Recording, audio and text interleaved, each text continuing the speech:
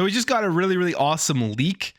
If you're looking forward to Starfield, which I think a lot of people are looking forward to Starfield, and it is this special edition Starfield Xbox Series controller. I mean, it looks great. It looks incredible. I think this is one of the best looking controllers I think I've seen Xbox do in terms of a special edition, just with everything that they have here and how slick the colors are, the buttons, all of that type of stuff. Here it is. I mean, you can see even the D-pad color is really cool. And this is the back. It has red. It also has the grips, and it says property of Constellation. You open it up, and under the battery compartment, it says for all into the Starfield. I really like what they're doing with putting stuff under the battery compartment. We also saw that on the Xbox 20th anniversary controller, where Phil Spencer signed the inside of the battery compartment. But I mean, this is a beautiful controller, and we're probably going to see a lot more of this stuff as we get closer to the Starfield release. A lot of people's big hope here is that they are going to announce a special edition console and just a special edition version of Starfield. And it calls into question, although Starfield is coming onto Xbox Game Pass, they're still going to be able to make a special edition version of the game and probably sell a ton of them and push out tons of physical versions of Starfield, even though it's going to be on a subscription service, which will go ahead and prove all those arguments that, hey, games come onto Game Pass, they're getting access to all those millions of players, but they're still able to go out and sell those games via retail, and they're still going to be selling millions and millions of copies of it. We will see tons of people on PC picking it up, tons of people on Xbox picking it up, and then tons of people picking up the special edition. I know I will have my eyes open for a special edition. We've seen leaks already of the Starfield watch. A smartwatch for everything there. It looks really awesome. I need an upgrade to my smartwatch, so that would be my go-to, depending, I guess, how functional it is and if it isn't just for show. So really cool stuff here. But this controller is just whetting everybody's appetite here as we're getting closer to the release of Starfield in September. Now, there was also some news here that dropped from a LinkedIn post, and this is for the group manager product marketing at Xbox Game Pass, which talks about some stuff here for Game Pass numbers, information that we kind of already knew, but gives us a little bit of an update and a little bit of more insight into just how well Xbox Game Pass is actually doing. So this, first of all, was posted here by Tumor222 saying here Xbox Game Pass stuff. This is the LinkedIn profile of Mark Skwarski. I don't know if I said his name right there, but he's the group product manager at Xbox. And some of the stuff that is highlighted here, I think it just is telling us to how well Xbox Game Pass is doing, and it's growing. It's increased from 5 million subscribers to 25 plus million. Now, we knew this 25 plus million or 25 million subscriber number for a while now. It hasn't been updated. Microsoft, one of the things that is frustrating, if you're somebody like me, just wants to know all the numbers so you can talk about it and do comparisons and stuff, is they are very stingy with releasing their numbers. They really do hold them back, and it makes people question, do they do that because they're not doing well? Or are they just holding their cards close to their chest, not revealing how powerful the Game Pass is and how powerful these subscription services? You can pretty much assume at this point that it's far past 25 million subscribers. I'm guessing closer to 30 million.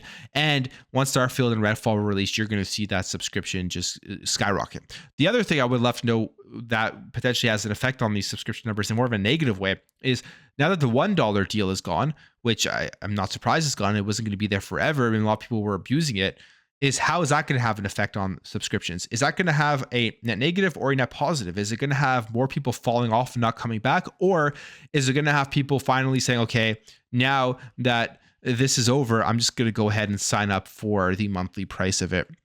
And I would guess if you're somebody who's been you've been making account after account after account, because I believe it's only for new subscribers, to take advantage of that $1 deal, at this point, you're probably going to just sign up for Xbox Game Pass because you are obviously enjoying the service. That's what my assumption would be for a lot of people out there. But if you're somebody who just wanted to play one game and you got the $1 deal, you probably won't be. So we'll see what effect that has, but who knows if it'll have a big or just a negligible effect overall. Now, in terms of the revenue, he puts in his profile, it's increased by $2 billion over 4 years. I mean, that's probably a very successful mark for Xbox.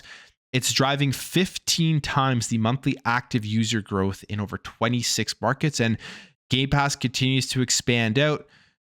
Xbox Cloud Gaming continues to expand out, and I would love to see the numbers of how these are doing in markets like Japan. How is Xbox Cloud Gaming doing, and how many people are playing these games via a mobile device?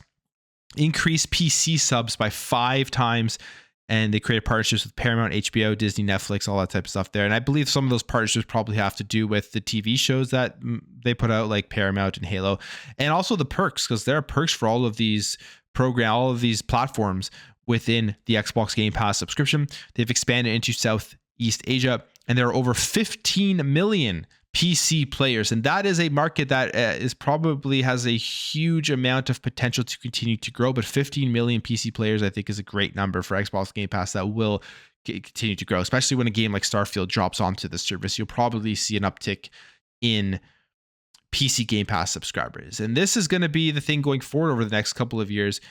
Again, it all leads back to Microsoft changing their marketing, getting rid of the $1 deal. They're probably looking at their release schedule, and they're like, hey, we finally are hitting a point where we're going to be able to release big first-party games on a consistent basis, which will do the marketing for us more so than any $1 deal could do. So it's time for us to believe in the product and believe that people are going to want to sign up for that price because the value is there.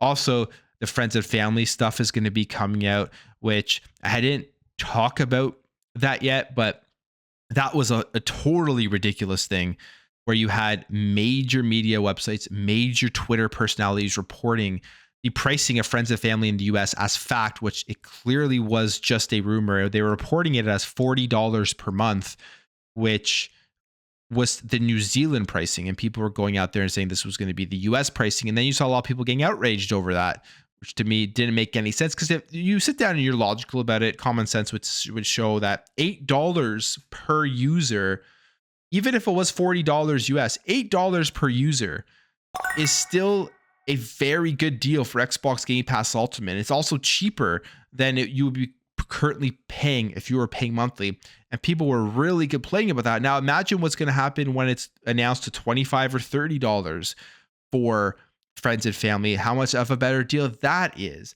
Value is just insane to me. That the last couple of weeks have really showed that people really just, they want everything for free at this point. They want the $1 deal, and they don't want to pay even $8 for Xbox Game Pass Ultimate. So there's a lot of stuff going on here with Game Pass, a lot of stuff going on here with Xbox, and the rest of this year is going to be very interesting. And we'll see how the release of their first party games like Starfield and Redfall do and affect these numbers. And hopefully Microsoft gives a report on Game Pass after the release of those games. But I'm going to leave that there, guys. Let me know what you think about these Game Pass metrics, as well as the Starfield Special Edition controller that seemingly has been leaked. If you enjoyed this video, hit that thumbs up. If you're new here, hit that subscribe, and I'll catch you guys in the next video.